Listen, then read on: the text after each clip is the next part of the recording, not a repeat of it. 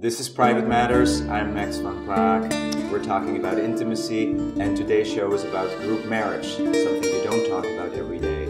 My guest is Sun Lundell, and she is here to share with us about her story being a member of a group marriage many years ago in San Francisco, the group Carista. Welcome to the show, Sun. You have been in a group marriage at some time of your life, and you described that as a very tender story. Yes, I think so. I think it was a really great experience for a 20-year-old something girl like myself to have had, and I think it's really helpful even now, because I think people are open to trying a lot of different things sexually, but they're still really all looking for the same thing that people have always been looking for. And so, Which is? I think people are looking for love. People are looking for love, They're yes. looking for belonging. They're looking for people who really see them to share their lives, right? Yeah. And so in my 20s, I was, just learning to understand who I am. And I found a situation that helped me get a lot of different kinds of experiences without being in an overly vulnerable situation. And I think for me, the group marriage really met all my criteria, because I never wanted to be in an open relationship. I never wanted to be in the open lifestyle. And in San Francisco, the group Carista was building let's see, what do we call it? A scientific utopian experiment. And we were interested in forming a new kind of family that would solve problems Carista better. spelled K-E-R-I-S-T-A, and this was a group in the 70s, in the late 60s, 70s? Yeah, it was founded in 1972 by a fellow named John Presmont, who passed away a few years ago. And he was, all his life, he was always trying to create an alternative community. He had done so in New York, he had done so in the Caribbean on an island, and he had come to San Francisco with some of his friends, and they had formed Carista about 15 years before I discovered it. And so I joined as kind of a newcomer for the last 5 years. And how many people are we talking about? Well, when I joined, I was the 23rd person in the group, and the group was not just one family, it was a couple of families. And when I left, there were 32 people left. So, the group, over the 5 years, it grew a little bit. Some people came, tried it, and left.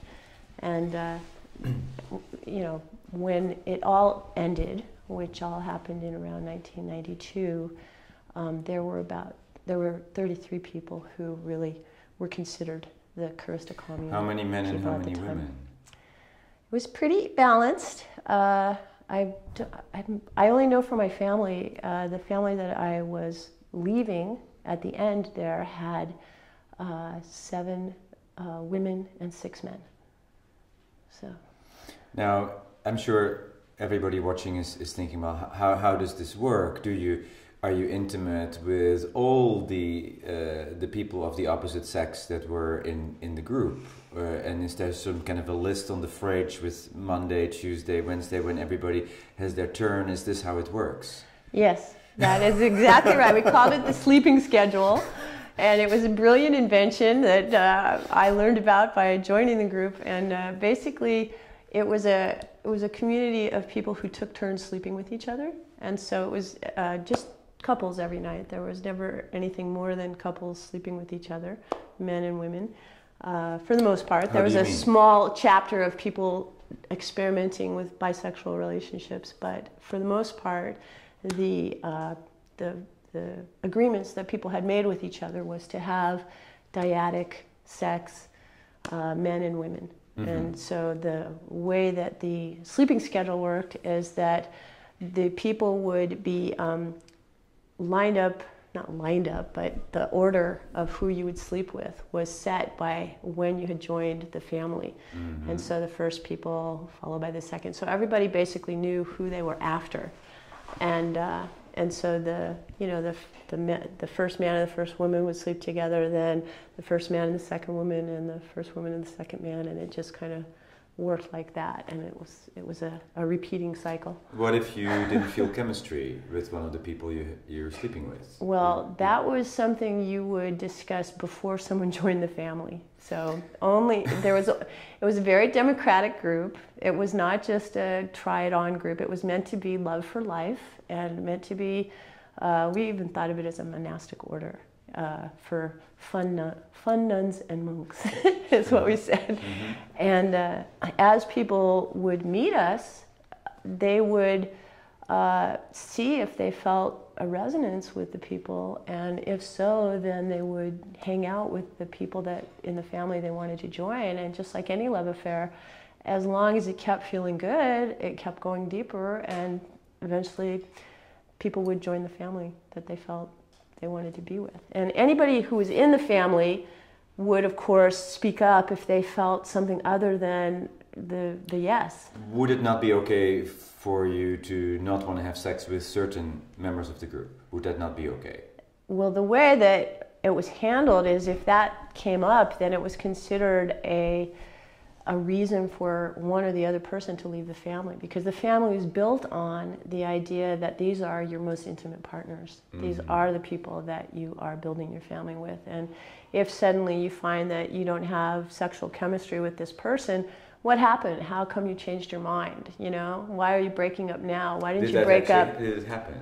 It did happen, of course. Part of being on the edge of the frontier of experimenting is people learning what worked and what didn't work. And for me, for instance, and I think everyone has their own unique experience, but for me, I started off being kind of a universal love type person, thinking, oh, anybody can learn to love anyone, and it's just a matter of really opening your heart. And what I learned is, no, that's really not at all true. Everyone has a very unique, specific chemistry. They have what really genuinely appeals to them, and they have what really genuinely bothers them, and you can't fake it, and if you try to, it just doesn't work. And so learning the art of knowing myself so that I could really choose what's mine and really appreciate the choice and really make it my own was probably the most valuable thing I learned. You're surprised on that, huh? Yeah. What do you think? Well, no, I think that that's beautiful, actually. But what do you think for yourself? Do you think you could love anyone, or do you think that there's someone just right for you, or something in between? I think that there is people better than others to be in an intimate relationship with, that there is more potential with some people than with others. Mm-hmm. I believe that, yes. Mm-hmm. I don't think that there's only one or two or three. I think there's many people we can have a loving relationship with, and we can, just by the power of our intention, create something wonderful. I could not see that necessarily with everyone. Yeah, well, I totally concur. You can't do it with everyone, but imagine, this is what we would try and do, and I think we really gave it our best shot. Imagine if all of the people that you really felt you had a chance with all wanted to be in one family together. Mm-hmm. That was the idea. Yes, I get it. And the things that we had to overcome for that was a lot of different things. Part of it was people not knowing themselves and not knowing really what they want. So, you know, there was kind of the shadow side of people's psychology where maybe we would call it subpersonalities, where maybe people had internal contradictions mm-hmm. about what they wanted. And so they would kind of, on the one hand, maybe they would think someone was cute, and on the other hand, they would think that that person wasn't cute, they were doing it because they didn't want to leave the family, right? That kind of a feeling. And so the subpersonality that believed like, oh, that person is cute, would ultimately be in a conflict with the subpersonality that felt like, when I'm around this person, it really bothers me. And so part of our process of living together was to try and notice when those contradictions existed and get people to resolve them by making a positive choice. Well, which is really you? You know, which is the true personality that's whole, not the subpersonality that has these contradictions. And choices is what the family was then built on. You know? It sounds very, very clear and self-awareness like to do that.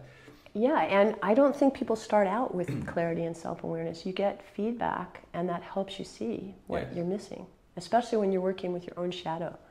You tend to project things on others where, you know, maybe something that bothers you in someone else is something that you actually have a problem with, and you just don't know that you actually do that. Right? Yeah. How long did this experiment last, from the beginning until the end? 20 years. 20 years? Yeah. And you were a part of it for how long? The last 5.5 years.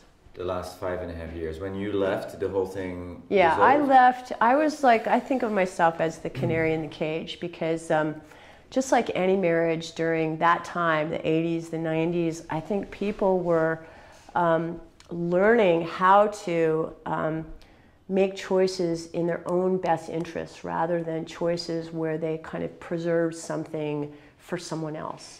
And so I would say our community was having a group marriage divorce, right? Where a lot of the women who had been involved a lot longer than me were in their late 30s and 40s, and I think they were coming into a certain age of just not wanting to sacrifice their own preferences anymore, and where they just felt like they'd been with the same guy.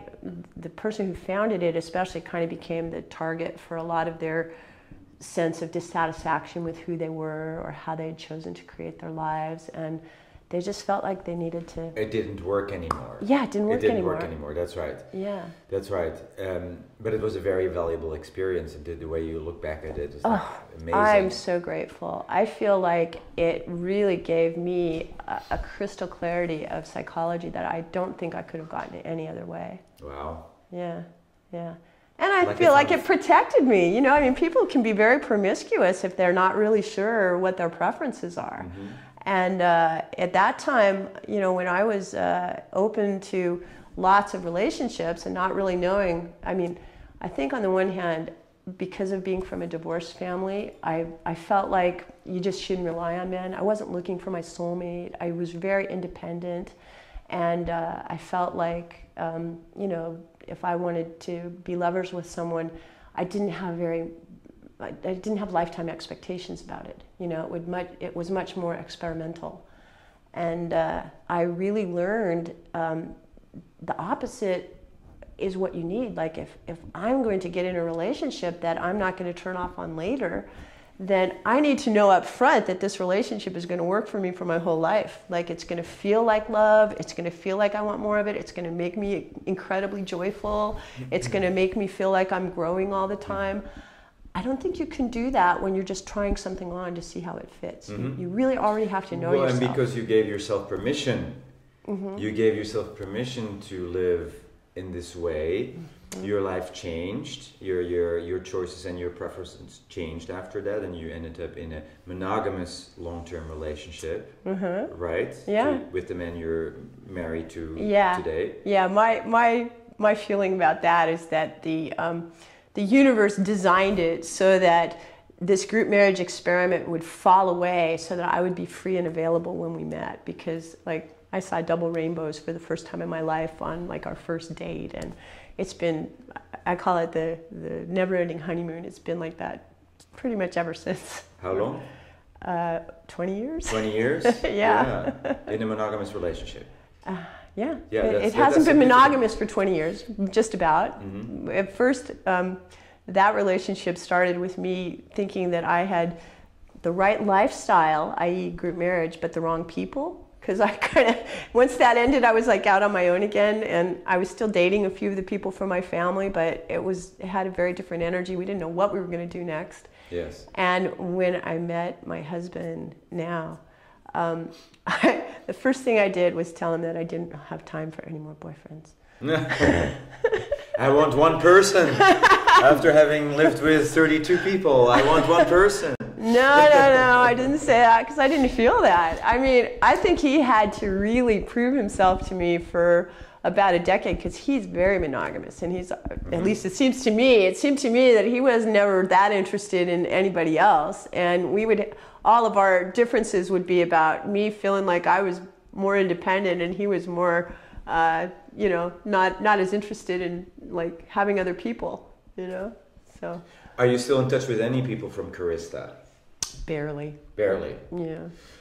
What would you say to someone today who told you that they wanted to be in this kind of an experience? I would give them as much counseling as I could to make them happy with their choices in life. I think it can work for people. I think it's easier for people who are experimenting with who they are rather than people who've already kind of decided what their preferences are. Are there resources available for people who are looking for a group marriage, as far as you know? I think there are more than there were at the time. I'm not really up on it, but I bet I know there's a very active polyamory community awareness. You can Google it on the web. There's tantra scenes. There's polyamory, but the concept of a group marriage is not something that's common. I agree. I think most people think polyamory, where you have multiple lovers, is what I experienced, and it's not, because the difference between polyamory and polyfidelity, is what we called it, is that you have selected your lovers for life as a closed circle. You're not having other lovers that aren't in the sphere. You make vows to those people. You do. Yeah. You mostly make vows to yourself, but you embrace a very conscious lifestyle. When we did it, we had a set of standards that we would ask people, do you agree with this? Do you agree that everyone should be into equality? Do you agree that everyone should be pro-feminism? Do you agree that everyone should be rational at all times, and that they should have the right to say no? And we had a lot of conversations with people who were interested in joining us to, just weed out people who were just, novelty seekers. You're an amazingly spiritual woman. You have a lot of wisdom and a lot of life experience and a really open mind about relationship. Thank you. And it's I think a lot of people can be very inspired by this. I hope so. I hope it's helpful. How was the living situation? Were you all living in one house? Every person had their own private room, or did couples have a room, or how did it work? Well, it was a very big group, right? When you have 13 people in a family and you have 33 people in the shared economic system where we all were living on the same purse. It was a kibbutz economic system. And so we had two different kinds of people. We had the nesters, which were people who pretty much stayed in the same room every night, or if not every night, almost every night. And we had the, what did we call the other ones? Basically the migrators, the people who would go to wherever the other room was. And so we had a number of flats in the Haight-Ashbury, and we basically knew each night where our dyad was going to sleep. And it was pretty regular. But did you have a home bed that was yours? If you wanted one, if you needed one, yeah. If that was your style. Okay. Yeah. Also, some people were just some people it was not important from one bed to another. I mean, they didn't have necessarily their own bed and their own sheets and their own environment. Right. They would. It was all shared. It was all shared. It was all shared. All space was communal space. No one owned a space to the exclusion of others. And basically, the rule was if the door was locked or if the door was closed, you didn't go in, or you knocked. What if you said, no, I want to put up my own curtains and my own plants, and I want to be surrounded by my own little gadgets and my own toys? It didn't happen, probably because it was frowned on, but it wasn't part of the general conversation that people had. I think that the people involved felt like it was really important to work on your relationships and your truthfulness and your belief in what we were doing, because we had embraced these ideas. So the living space was all shared, and you could go. It was one building or one house. There was a joke, like I think it was in the Bay Guardian. There was a San Francisco paper that interviewed one of the women in our group, and the cover picture on their paper was her rack of keys. She had a key ring that must have weighed 2 pounds. She had 22 cars and 14 flats and 3 offices, and it was a joke how many keys we had. So, but everybody was in the same arena. Yeah, we just took turns with the resources. So, what if in the middle of the night you said, "Well, I've been sleeping with Mary until 2 a.m. I am now going to find Jesse for the rest of the night"? Well, the culture was, if you wanted to have freebies or sex with other people that wasn't like your night, you would do that before you went to bed with your lover of the night. You do it in the other hours. Okay. It was not legislated. Okay. Oh, I consider the number of orgasms I had during those 5 years to be one of the reasons why I'm such a happy person today. I think it's really perfect for people in their 20s to have as many orgasms as they possibly can in loving relationship. What was your personal record per day? Of orgasms or lovers? Lovers. Lovers. I had 3 lovers in one day, once. That was a very memorable day. You used the word kibbutz. Was there an economical system in this family? Yes. In this group? Yes, we were astonishingly successful economically. We started out as all making the agreements to live out of the same purse, and so we had voluntary income sharing. That was one of the big deals of joining the community, is all your wealth went into the purse, and all your debt, the community helped you retire if you had debt. And if you decided you needed to leave, you would leave with at least a couple $1,000, but no more than what you came in with, And so the group was wealthy. Well, I think the group was middle class, but I think the lifestyle was wealthy, because basically when you live in a group that way, you get a lot more efficiencies. And so the economic system, let me just tell you, because it was brilliant, and we taught it to the folks at the farm, so they embraced what we were doing.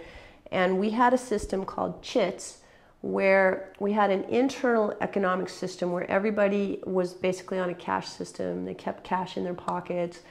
Our limit was $200. We would have $200 in our pockets anytime that we could spend on anything we wanted without having to check in with anybody. And when people got low on money, they would have to turn in their receipts, because as a community, we kept track of all of our accounting. And so the receipts would be turned into the accounting office, and then every year we would publish, our community accounting, what we had spent the money on. And when you turned in your receipts, that was like cash. You would get your cash back. So it was a steady state, you can spend what's in your pocket kind of system.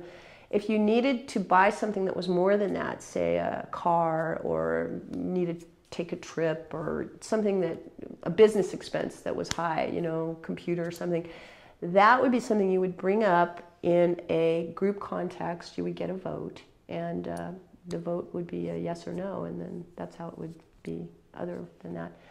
And then it was so easy for the individuals to pay their taxes, because everybody's income came from the company business, and it was spent on fixed expenses. So every month people would write their 5 checks. One of them was for their rent, one of them was for their shared living expenses, which was derived by what everybody was spending their money on.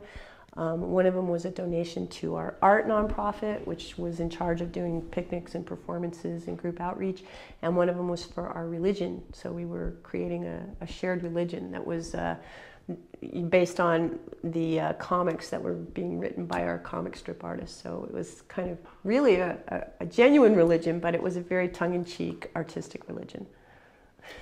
Son, when you think back of the time you were part of Charista, what was hot for you at the time? Oh, well, people dressed really hot. They were in, I had never seen people wear, you know, like fishnet stockings with, you know, clips, or just latex clothes, you know, like different kinds of erotic things that you wear on your arms and legs. So I remember being very attracted to guys at the party in shiny red pants, you know? Okay. And if I ask you today, what is hot for you? What's hot for me today is love. The love of my boy every night. When we're together, I just feel like I know why I'm alive. Things change over time. Uh-huh. It's hot for us, yeah. Yeah. So this is really important conversation that we had with Sun about group marriage in a world where many people are confused about the traditional forms of marriage. Marriage is not working in a big part of the society, and people are looking for new choices. And this is not everybody's choice, but it's good to know that it can be done, and that it can be done in a way that feels very honoring, that's very respectful, that values everybody, and that's why I wanted you here. Yeah. From the beginning of the show, I wanted you here. I wanted people to hear this story. Thank you very much. It's my pleasure, Max. Thank you. This was Private Matters. I'm Max van Praag. Next week we'll talk about another choice that you have never thought of.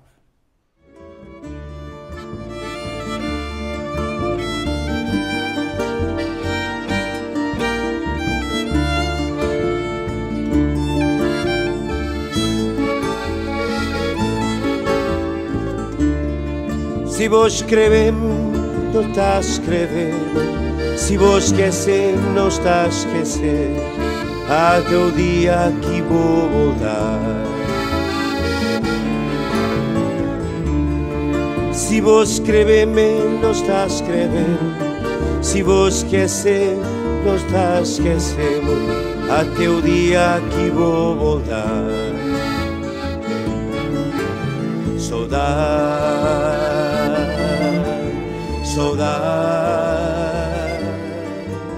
Saudades, minha terra, São Nicolau.